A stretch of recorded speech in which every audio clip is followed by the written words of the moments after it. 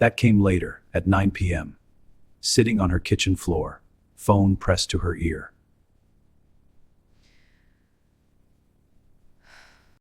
The exclusivity clause here is clear. The mistranslation implied otherwise, which is why this matters. Maya explained the mistranslation calmly. She laid out the exclusivity clause, what Derek's version had implied, and why the difference mattered.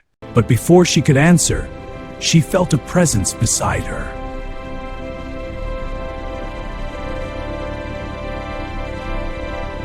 I think there's a translation issue.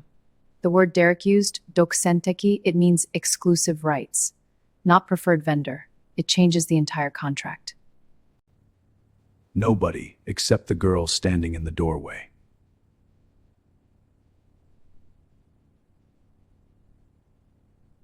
And before she even reached the kitchen, she heard two junior staffers in the hallway. Did you see the new catering girl? God, I hope she's faster than the last one. Her stomach dropped because she knew exactly what it was going to cost. Maya watched from the corner, tray in hand, silent. Full-time, senior interpreter, her own desk, her own chair, her name on the door. And Maya laughed too, the kind of laugh that lives right next to tears.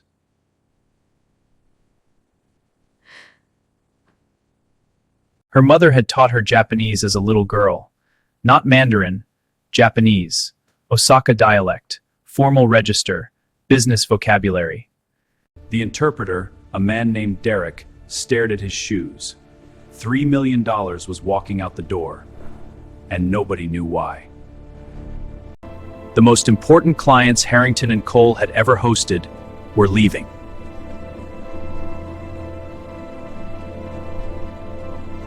During the break, she set down her tray, walked to the junior coordinator, kept her voice low. We need to talk about the discrepancies. 3 men in tailored suits, briefcases snapped shut, faces unreadable, but their eyes furious. By 4 p.m., the contracts were signed.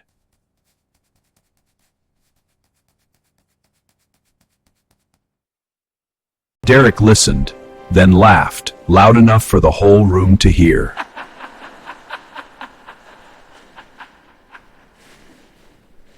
They saw the uniform, they saw the tray, they laughed, easily, carelessly, because that's what people do when they've already decided who you are.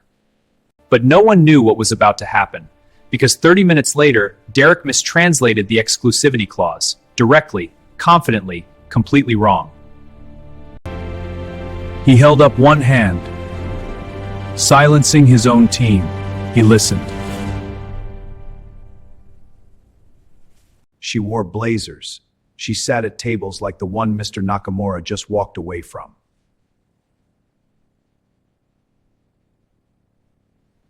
The projections align with our strategy. Agreed. The timeline is optimistic. We can mitigate those variables. Let's discuss contingencies. I have notes to share. Just the sharp sound of chairs scraping marble and silence. But Maya didn't move toward the exit. She moved toward the boardroom door. And what she did next, nobody saw coming.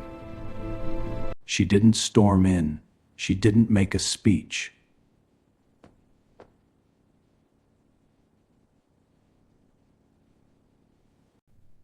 Silence. Then Nakamura responded. Not to Derek, not to the CEO, not to anyone in a suit. To her. This morning she arrived at Harrington and Cole for her very first shift.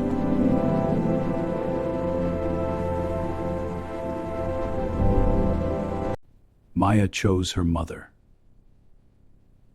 Her firm didn't wait for her. She thinks she speaks Japanese. What's next? The dishwasher's giving legal advice.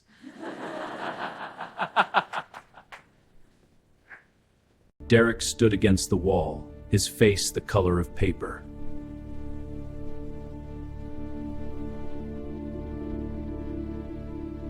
mother's voice, tired but warm, cutting through the quiet. I told you. I told you you'd need it.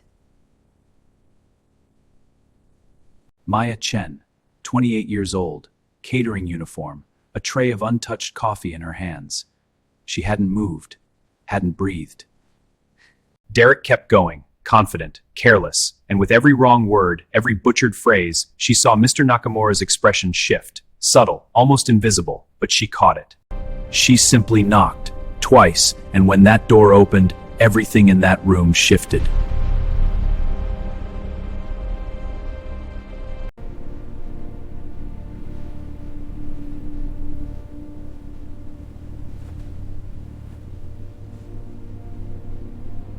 And a girl in a catering uniform, holding a tray of untouched coffee.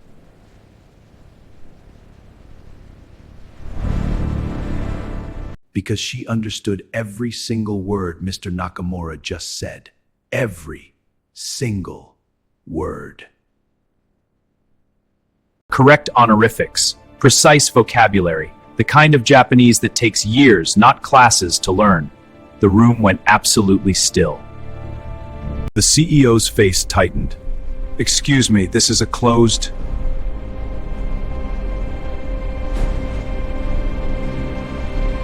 The room laughed. Every single person within earshot laughed.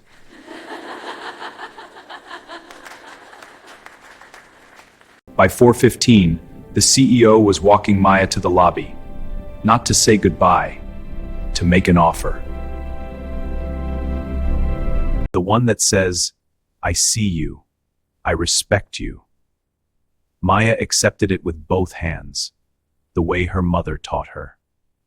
Maya never stopped believing her.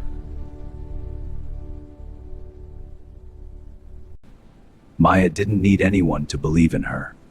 She just needed one moment, and she was ready.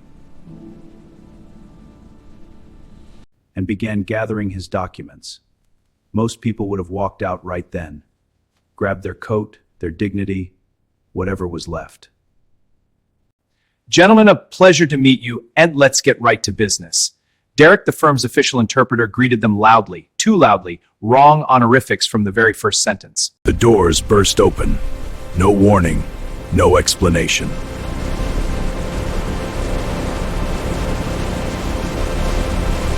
Every head turned, every eye landed on her, a young woman in a catering uniform, standing in the doorway of a $3 million negotiation.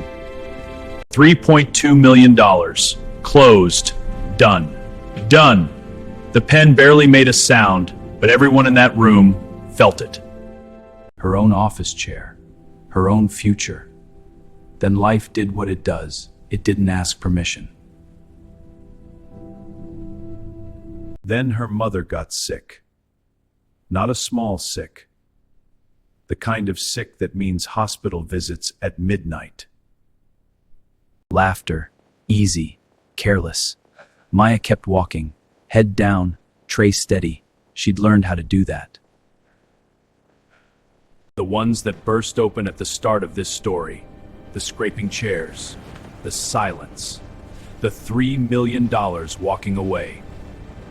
Nakamura's expression moved slowly, confusion first, then something sharper, attention, real attention. Mr. Nakamura stopped mid-sentence, set down his pen, stood up slowly.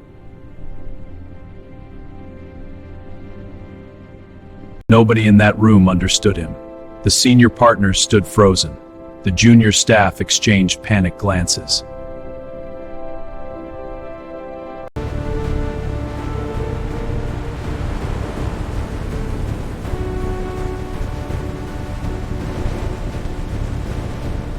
The Nakamura delegation had arrived at 9 sharp. 3 executives, quiet, precise, the kind of men who noticed everything. Maya was a corporate interpreter, fluent in Japanese, Mandarin, and English. She had a desk on the 14th floor of a firm just like this one. Then she proposed an amendment, simple, clean, one that protected Nakamura's firm and removed their core objection entirely. 18 months ago, Maya Chen had her own business cards.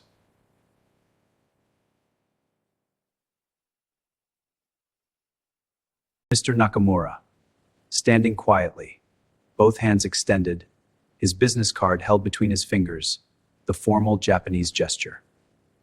Japanese, clean, formal. The exact dialect of the Osaka business world his firm had come from. The exact dialect of the Osaka business world his firm had come from. The coordinator stared at her, then smiled. The kind of smile that isn't really a smile. He called Derek over. Same marble lobbies, same corner offices, but she was invisible now. A ghost inside a world that had already moved on without her. His jaw was tight, his steps were deliberate, and under his breath, rapid to plip rapi mused that sliced through Zaydaji akatagata. Maya didn't look at him. She looked directly at Mr. Nakamura, and she spoke.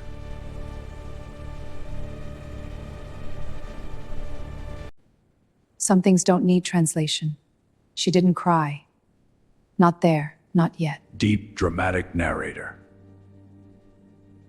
Same building she'd entered that morning as a ghost. Same elevator, same marble floors, but different badge, different floor, different name on the door. Now she wore a catering uniform. Same elevators she once rode as a professional, but now with a service cart instead of a briefcase. Not temp. Not contract. Permanent. Maya didn't flinch. She nodded once, picked up her tray, walked back to her station. She heard the mistake before Derek even finished the sentence.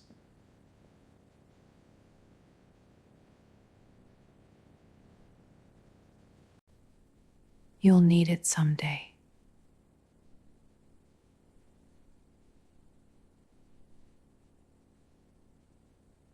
But before we get to that moment, you need to know what they did to her that morning.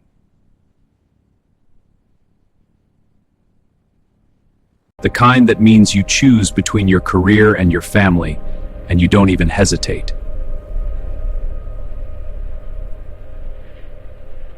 Mr. Nakamura walked first, the lead executive, the man whose signature was worth $3 million.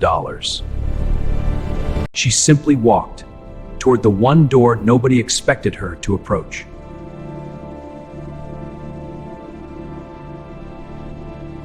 Nobody moved. Then the CEO stood, slowly. He looked at Maya, really looked at her, like he was seeing her for the first time. Maya set down her tray, straightened her uniform, and sat down.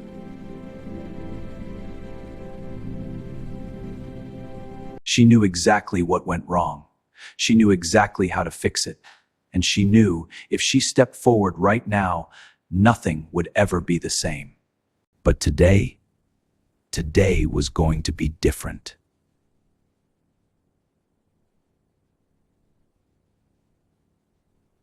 犯さぬはあなたに熟をしてくれた。 Finally, Nakamura turned to the CEO. In English, for the very first time all morning, he spoke. This woman, she should be at the table.